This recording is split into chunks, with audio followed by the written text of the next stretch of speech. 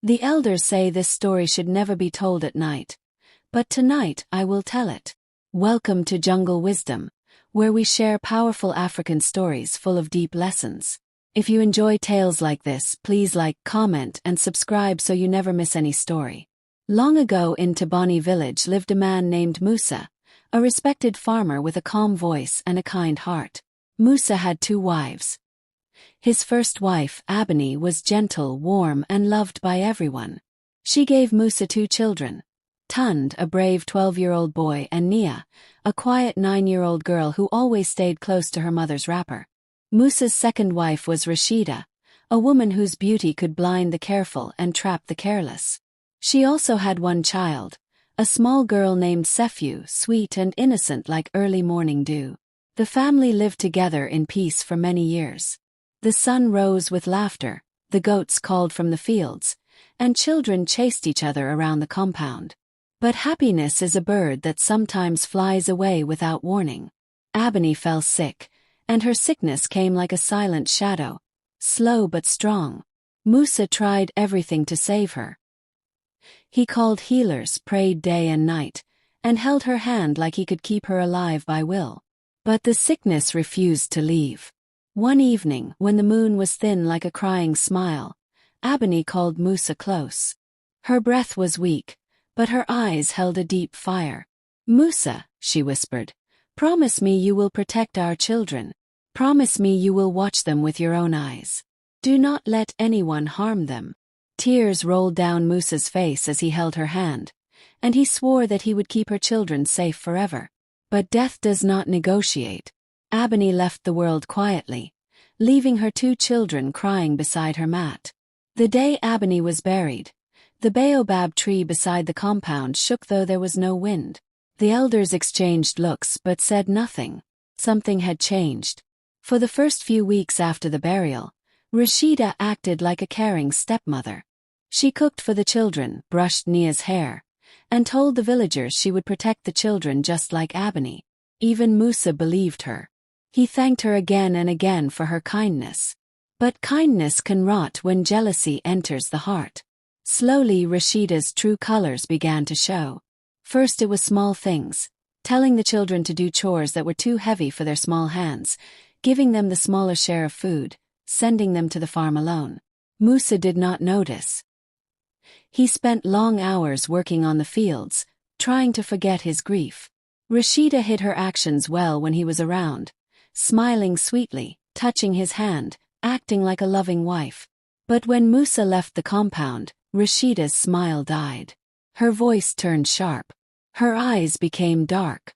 She started calling Tunde useless boy, and Nia shadow child. She grabbed their arms hard enough to leave marks. She punished them for small things, spilled water slow sweeping a broken cup. She even forced them to sleep outside some nights, saying they brought bad luck since their mother died. Sefyu, Rashida's own daughter, watched everything with wide, innocent eyes. She loved Tunde and Nia like older siblings and did not understand why her mother suddenly treated them like enemies. Every night, Tunde and Nia prayed beside their mother's grave under the baobab tree. They begged her spirit to protect them. Some nights, the leaves of the tree shook although the air was still, as if answering their cries. One evening, Rashida beat Nia so badly for dropping a calabash that the girl could not stand. Tunde screamed for help. Sefyu ran to stop her mother, crying, "Mama, please, stop. Stop." But Rashida pushed her aside and raised her hand again. At that moment, the wind rose violently. The baobab tree roared. Compound shook. Rashida froze, her eyes wide with fear. The ancestors were watching. But Rashida's fear did not stop her cruelty. In fact, it made her worse. She believed the children were the reason strange things were happening. She began to whisper to herself at night, walking around the compound with a lantern, looking like a shadow hunting for something unseen. One night she made a terrible plan. Musa had traveled to the next village for a farming meeting and would return the next day. Rashida waited until Sefyu fell asleep, then she called Tunde and Nia outside. Her voice was cold. "Follow me," she ordered. The children obeyed, trembling.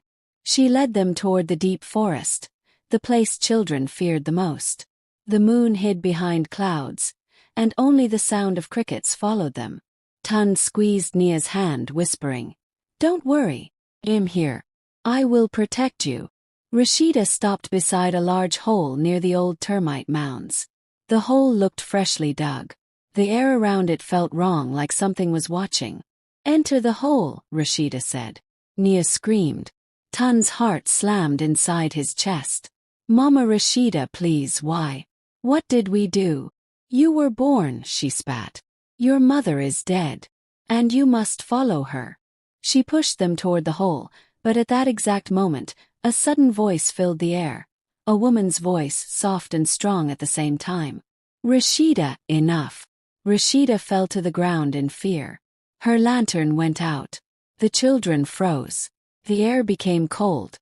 The baobab tree leaves far behind them began to shake, though the wind was still. A tall figure appeared, glowing faintly, dressed in the same wrapper Abeni wore on the day she died. Her eyes were sad but burning with power. She walked slowly toward Rashida, who began to crawl backward, shaking like a trapped animal. "You swore you would take care of my children," the spirit said. "But you brought pain. You brought darkness into their motherless lives." Rashida tried to speak, but her voice broke into a cry. "You forgot," the spirit continued, "that the love of a mother does not end in death. It follows, it watches, it protects." Tunde held Nia and cried silently. They did not fear the spirit. They knew her. They felt her love like warm fire. The ground beneath Rashida shook. He screamed. The hole she dug began to collapse, filling itself as though unseen hands were covering it. Fireflies gathered around Abeni's spirit, forming a glowing circle. "You will not harm them again," the spirit said. Rashida fainted. Abeni turned to her children and touched their heads gently.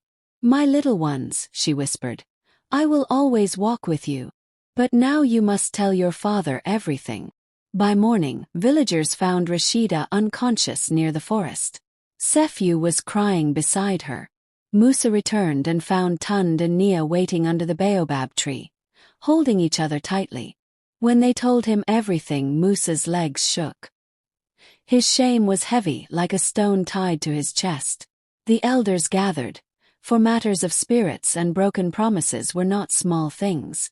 After hearing the story, they looked at the baobab tree, which now stood silent but powerful.